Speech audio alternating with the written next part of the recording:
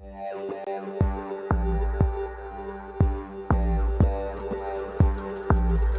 are operating on a frequency of 52 megacycles by authority of the Federal Communications Commission. A test program follows.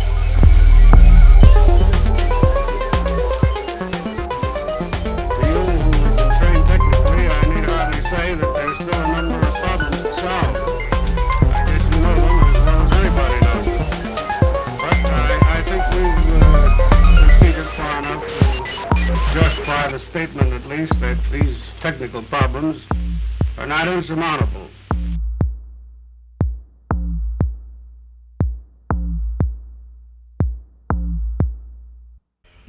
Oh no, we'll show it next week. Why next week? My name is Max, We're in this and game. I'm from the Hamburg Atlanteans, from Hamburg, Germany, and I'm trying my best to represent the Hamburg Atlanteans because they are pretty successful in every tournament or KOTE. So I'm trying my best to play my deck. So I'm playing the deck. It's called by our teammates Robinson, but it's a Thai deck, so I can't read the letters. Oh, sorry, that's my kid. I'm pretty how do you say it in English? Unprepared, because I haven't time for work and something like that. I need to work, and so I can't prepare for the game. But I'm trying my best to play my deck. Oh, here my teammate sent me my deck. Oh no, the deck of my opponent. So the main key of my deck is to play Kuriasaurus to and then capture with all my Saurians to make my opponents go out of check. So I need to prepare for his Reclaimed by Nature, first Artifact Hate, and he has a lot of board control with Triple Savage Clash, Gleeful Mayhem, Fangtooth Cavern. That's a pretty difficult matchup, I guess. No, I hope we have a good game, because every KOTE game for me was very interesting and pretty much close.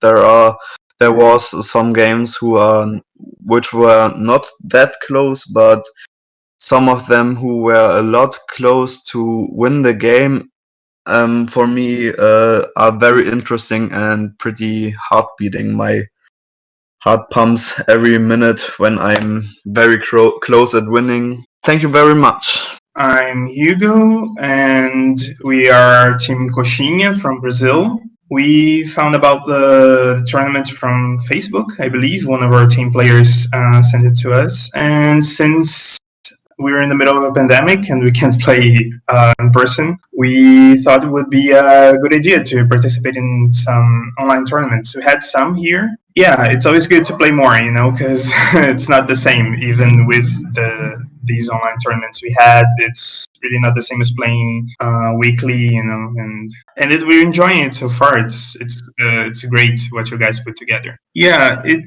seems like the Saurian, it's pretty strong.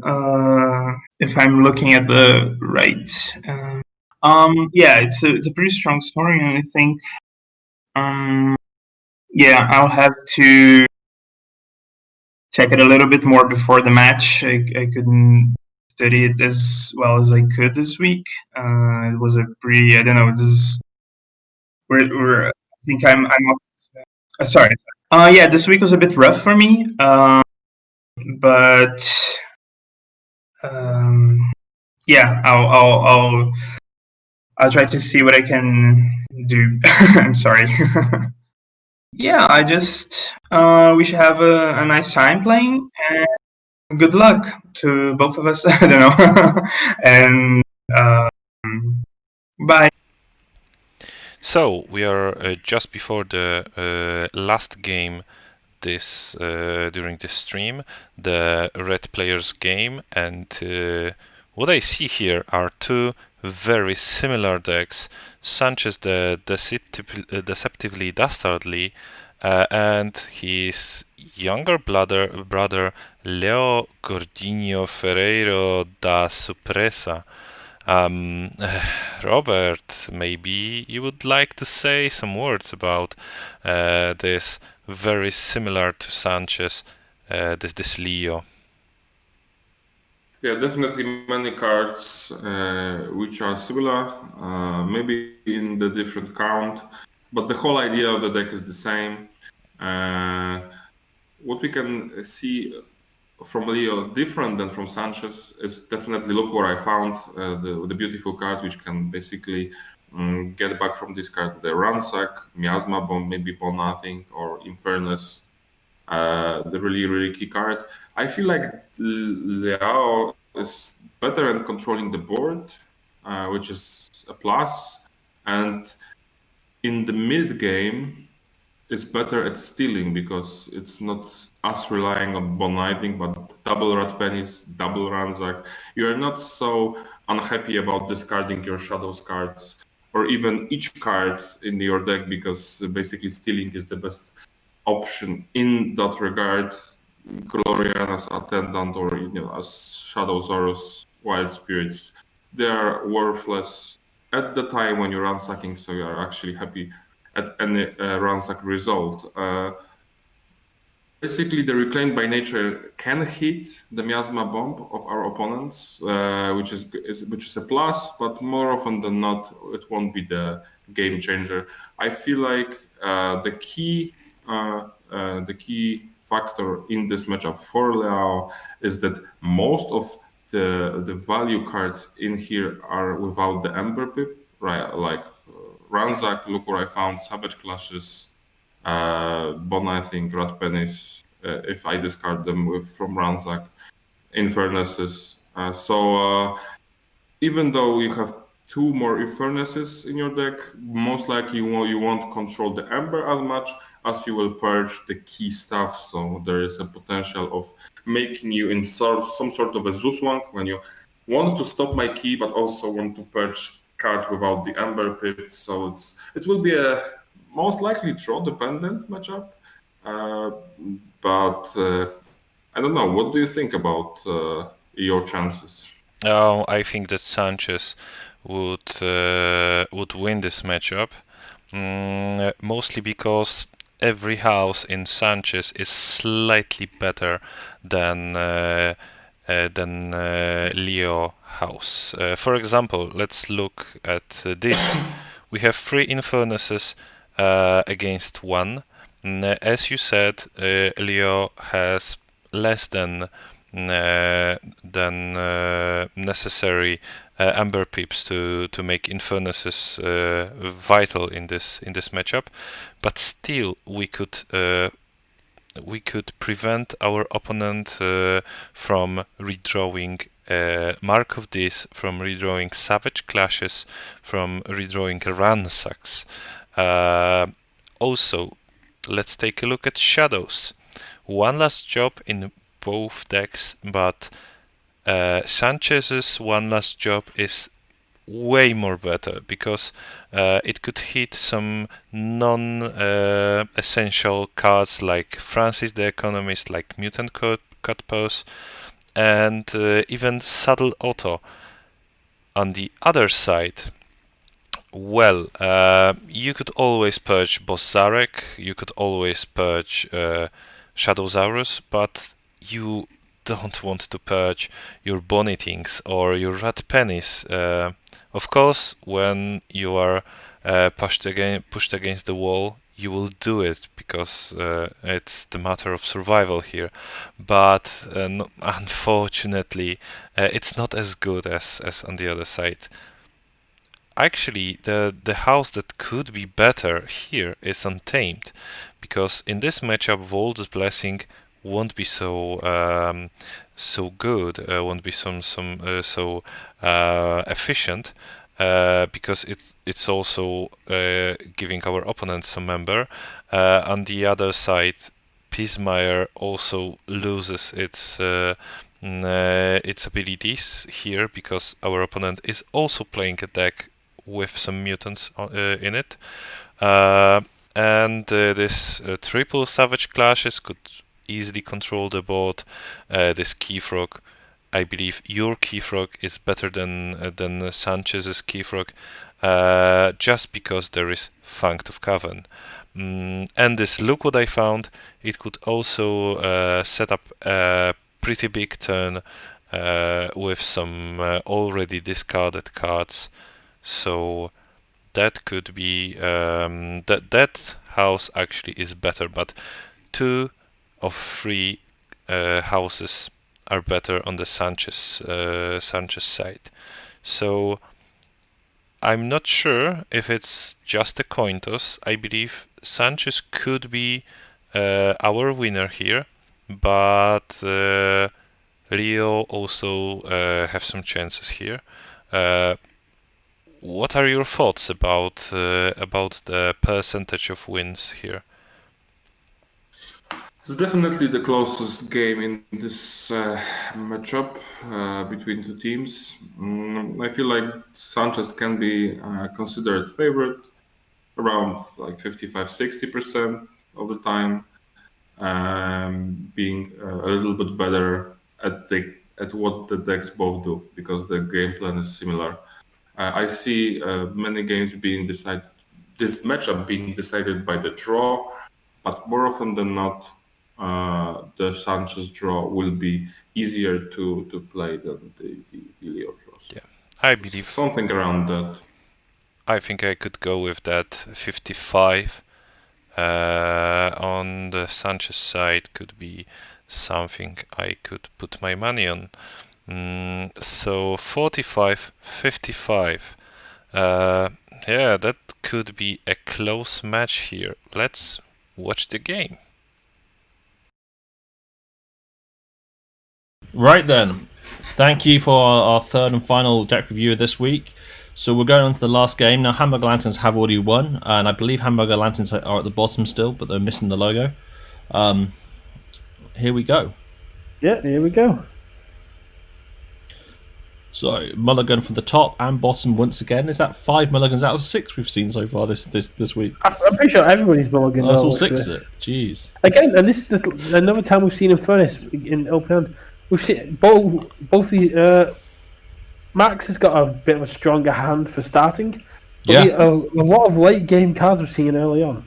I would start with a Q-Mac over Sulfidal, but I'd go with the Sulfidal mainly due to the fact that if the academy training is a bit of a pain, you want to kind of wait to get another creature down. Yeah, but for a first card, I mean, if you're going first, I'll play Q-Mac.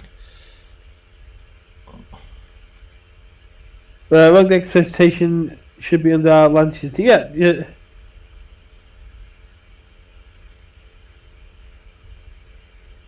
Oh yeah, they did the wrong deck. Can't touch this. Got the wrong deck. This is embarrassing.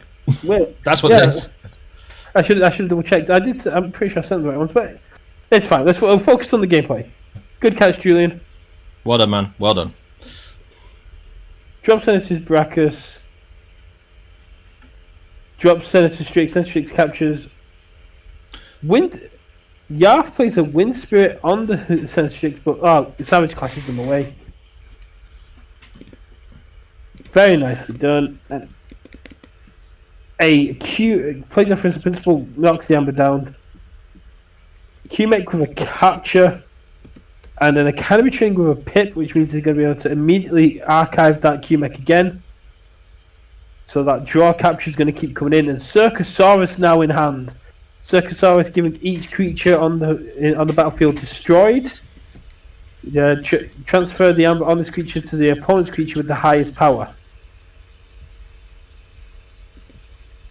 One of my favourite cards from Mass Mutation, Circusaurus. Took me a while to get used to it, but it can be very overpowered if you don't work around it. You go on about it most weeks, man. So I just want to confirm for those who are worried, this red game, the red player for Hamburg Atlanteans is playing the correct deck. Yes. I just triple check that now. I don't check that. I knew all this going in, and when the interview was done under the correct deck, it's just the card. I imagine there's just a breakdown of communication. Nah. Ludo comes down with a Dark Minion. So we've got a Mindfire, Mark Dis. interesting with the Infernus Histologica. Dark minions can do some serious work here, especially with the Histocog being able to destroy a damaged creature. Yarf pretty much in control of this game, and especially looking at the hand with the double Rad Penny. Yeah. Ransack in hand. The main issue is Max does not have enough amber for Yarf to really take advantage of it. So we get first one I got 6. Red Penny. Dark Wave does not affect Dark Minion or Citizen Strix because they're both mutants. Takes the 1 off. My fight gets with a pain reaction. Pain reaction would have been beautiful here. Mark a disc, force him into disc. Not a bad situation here. Fight, Reap, steal 1, gets to 6, forces into disc. There's nothing that Yarf can do in disc. So that's going to pretty much guarantee Max the key. Fight Citizen Strix and pass. And the main issue is Circusaurus put the amber onto Infernus before it left, which means Max even got the 1 amber that was on the Citizen Strix. Yeah. Now look at this Logos hand. Lethalogica into standardized testing. Lethalogica into Sacrobots. Play Sacrobot, play QMech, capture 1, draw 1, play QMech, draw 1. Cheers, why not? Yes, that was a blue key. I mean, that's the sort of Logos line I like to see. 2 QMechs. Yeah. 1 with a capture pick. Blasphemy from the blue key coming first. Yes, complete blasphemy. So we've got the Savage Clash, which doesn't really do anything apart from archive the QMechs. Bowniffing and Rad Penny, which could be interesting, but we're still in Max's turn.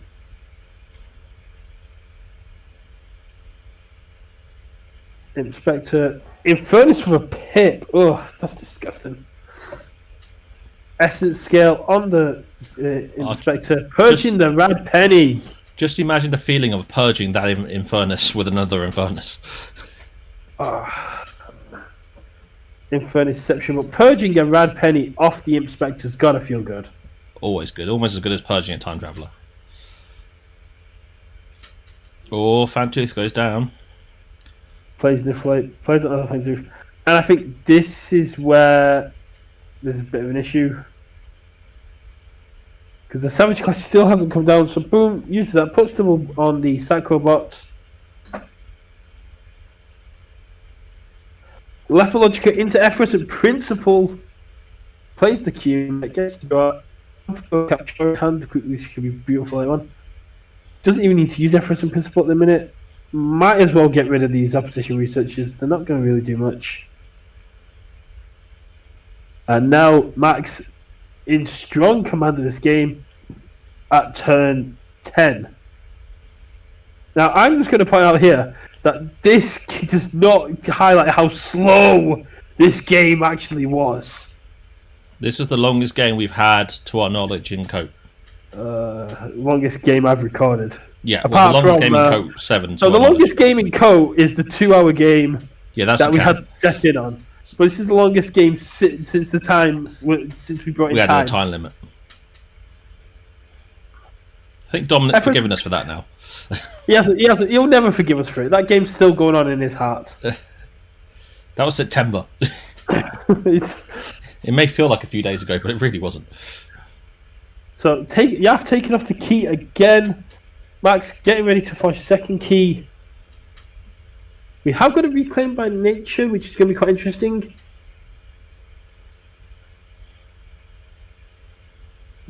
Drop the Keyforge. So gets the forge off the Keyforge. Plays the punch rate equilibrium. No, but he plays the Reclaim by Nature with the double damage to get the Keyforge.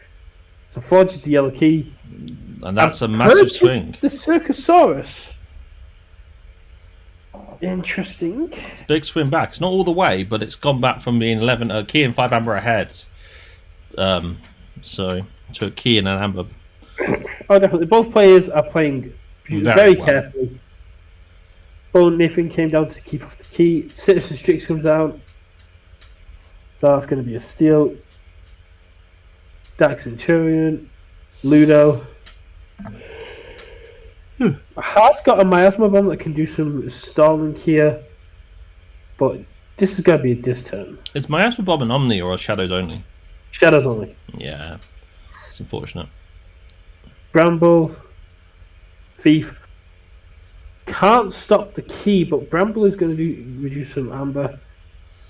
Marker Disc goes on to... Goes on to the bot, which is going to force him into Low Ghost, which is a very good choice. Yeah. That's... It's better than putting back into Saurian with 3 creatures down. The Q-Makes are going to be an issue, but with the Circusaurus purged, you're not that worried about them anymore. You got bigger concerns. Let's put it that way.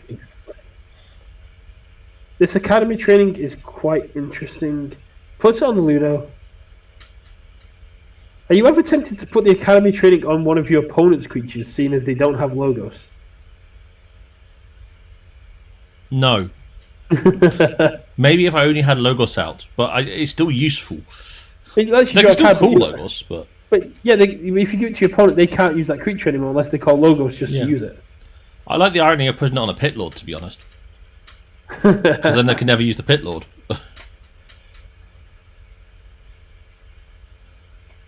Bike Trap did some work there. Booby Trap, there was some nice work there. Losing the Amber, managed to get rid of Ludo. So although Max is very close to get his third key, Yaf is right behind, and that is a 10-minute warning that I've just put in that chat. So this is 50 minutes into the game. This is 50 minutes into the game at turn 14. Averaging 3.5 minutes a turn. But obviously turns take longer the longer the game goes on. So we're up to 6 amber as the active player with Yath versus 2 keys and 4 amber, so a key ahead. And that Senator Baracus could be huge if it can get it down and be protected. Yeah, it will be. If there's anything left, it will be down. I mean, he's got 10 amber now, so he's stopping that forge is going to be 12 amber. Gets 12, keeps Max on 5, and that's the important thing. Max here. Just Senator Baracus, that's it. The mark of disc made sure it could only be. That's me just telling. This is at the 3-minute mark. Yaf is saying that he needs to take a moment to think. Of be very quick. We've only got 3 minutes left on the timer. This game just got mad. So I mean, this is such a close game between them. They're just trying to get the ammo on his creatures now to. Both play. Yaf was able to speed up to almost get the third key, but these Q-Makes with the captures are keeping off. And capture just means that every pip can be used as capture, and it's so hard to deal with. And that's time on the round. So Yaf will be allowed to finish this turn as it's just started. Then Max will get a turn, and this is where I believe Yaf should have gone into Shadows. Rad Penny, Bone Niffing, Ransack, get Max down as low as possible. But instead, gets to 8, and just hopes that Max can't. Hopes that Max can't go any further, but Max discards Gateway to this. Plays Sacrofiend. Boom, gets it down. Yeah, bones up. Gleeful Mayhem is going to allow to capture it out. Pip the edge. Yeah, pips him over, and we go to time, and both players forge if able, and Max wins. Such a close game. It really was. Yaf believed he was going to get another turn. He thought time ended in Max's turn, but it didn't. It ended at the start, the start of Yaf's turn. The Hamburg Atlanteans, Max, ended that turn with 30 seconds left on the clock. He did play the timer, and he's allowed to play the timer.